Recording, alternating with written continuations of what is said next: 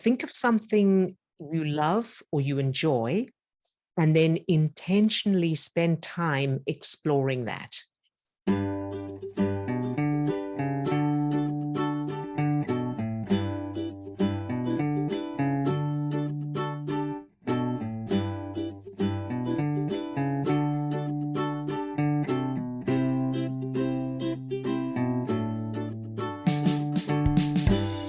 All right. Hello, everyone, and welcome to Live Support with Odille for changing negative implicit childhood memories using the Remmert method. So we've created this forum for those who read our book or watched our YouTube videos and need some personal help using the techniques, but aren't in a position yet to do one-to-one sessions. If you're new to the Remmert method, please do check the description of this video and we'll put some links there. And if you would like some help from me personally in this free forum, you have any questions or you'd like me to help you with something, check the description of this video for details on that as well. This week, I have an anonymous question that I received by email, and it says, "Hi, Odille. I continue to follow your teachings and do the exercises. My life has improved. Thankfully, I'm grateful to you and Steve for this and the Remmert method." So that's wonderful to hear. So first of all, you're very welcome.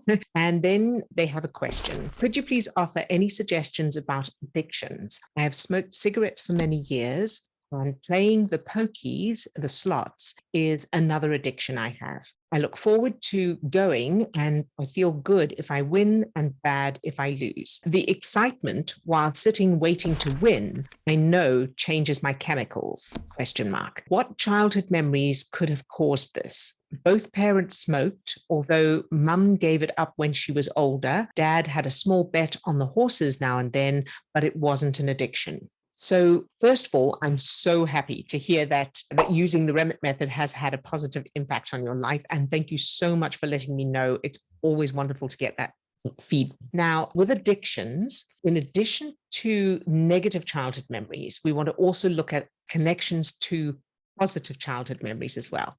Before going into the detective work for that, here's what's going on in the background. The unconscious part of your brain has made a connection between safety and particular behavior or substance. So, of course, as you mentioned, you're experiencing a chemical response, and that'll be regarding both cigarettes and playing the slots. And it's the original childhood references that initiate that chemical response. So I suspect that smoking and playing the slots are linked, and I'm pretty sure they'll share some references. But let's start by taking each one separately. So ask yourself these questions first. Number one, what do you dislike about smoking? So what are the downsides?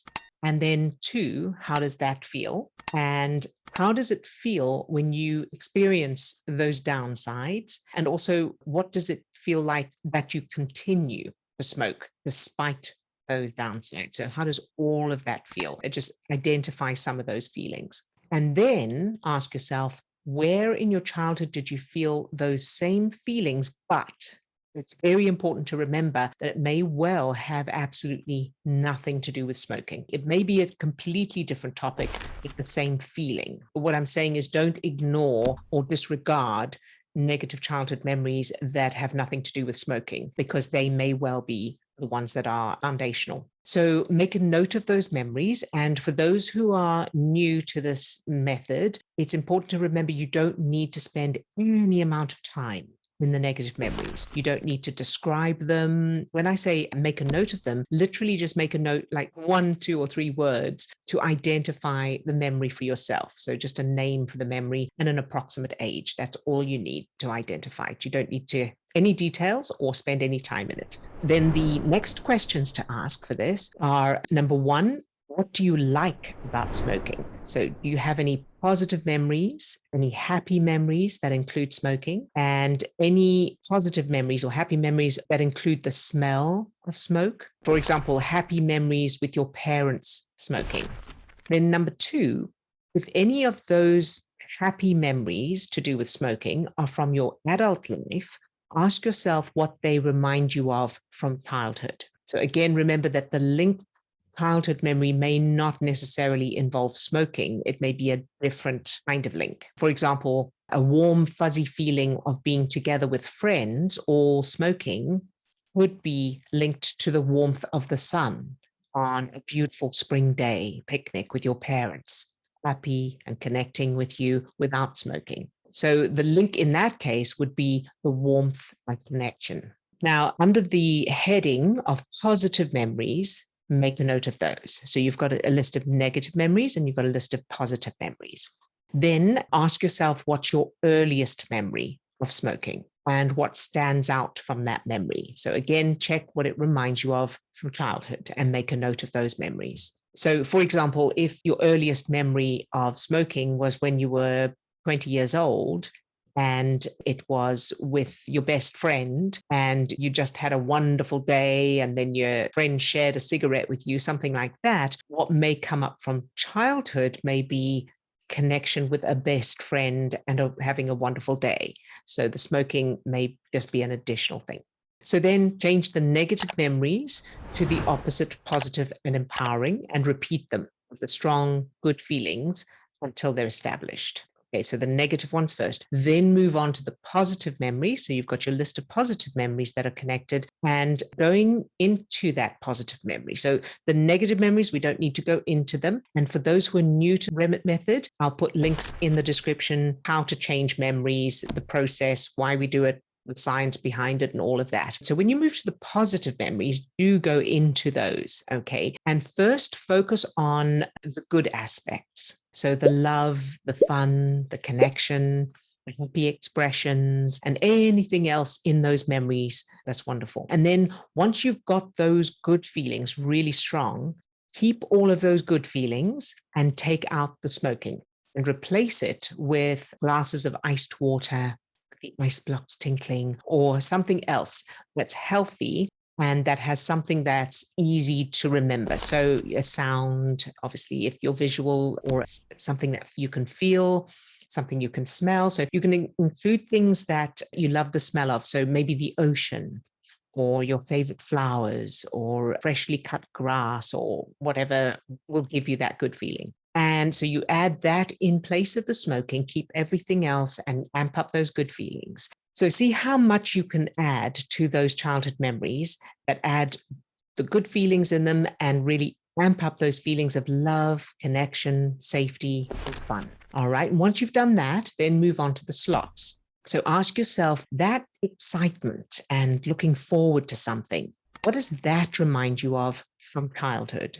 And it will probably have nothing to do with slots, of course, or even gambling at all, but it'll be similar feeling. Then make a note of those memories and also ask yourself if those feelings or anything else about playing slots remind you of any particular person. Again, that person may not have anything to do with gambling, but there may be a less obvious link. So there may be like a visual or an atmosphere, a sound, a smell. Just see if someone or something comes into your mind. And if it's someone or something from your adult life, again, ask yourself who or what that reminds you of from your childhood. Then again, make a note of those memories and also ask yourself how it would feel if you didn't play the slots.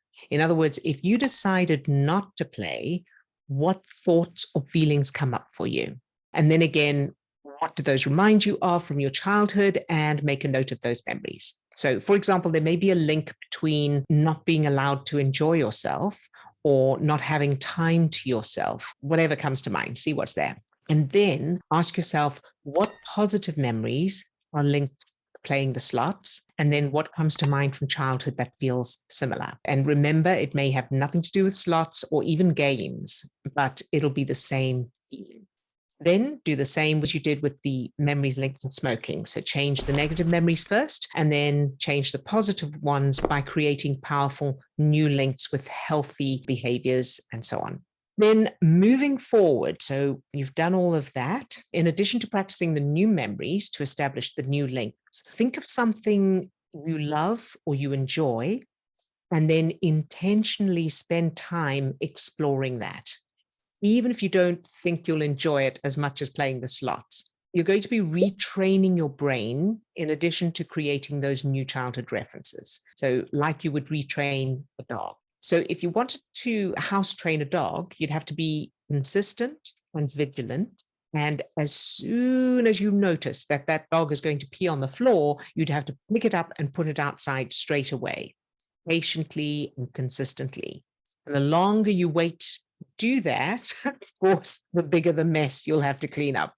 So the dog won't just suddenly go outside to pee after you've done that once or twice. It takes time and repetition to establish those new connections in the dog's brain. And in the same way, each time your mind goes to playing the slots and your brain automatically starts producing those feel-good chemicals in anticipation, you'll need to recognize that as the dog is starting to pee on the floor or about to pee on the floor, and immediately redirect the dog. In other words, immediately redirect your mind to something that you enjoy, something you love, or something you're grateful for, so that you are consciously and intentionally producing feel-good chemicals using a different connection. At first, of course, it may seem that the chemical hit from the idea of playing slots is a lot stronger than the hit from thinking of the other thing, but that's only because of the old connections. Just like it takes determination, effort,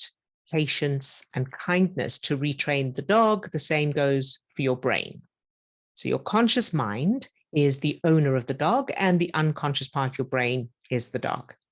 So you need to use your conscious mind, the logical part of you, to gently, kindly, and consistently retrain the unconscious part of your brain, no matter how unruly the dog may seem at first. And changing those childhood memories will make that a lot easier as well. The other idea is watch YouTube videos of something that interests you or excites you or fascinates you, a hobby or a topic that you enjoy. Even if you only enjoy it just a little bit and you think, well, this isn't as much fun as going, as playing the slots. That's okay. Watch anyway. And make use of the effect of mirror neurons that fire as you watch and listen to those videos of other people doing those activities. So mirror neurons, that's when we watch someone else doing something or experiencing something, we have neurons fire in our brain called mirror neurons, so that our brain is producing the same connections, neural connections, it would if we were doing the thing. And doing that over and over helps to establish new connections in the brain.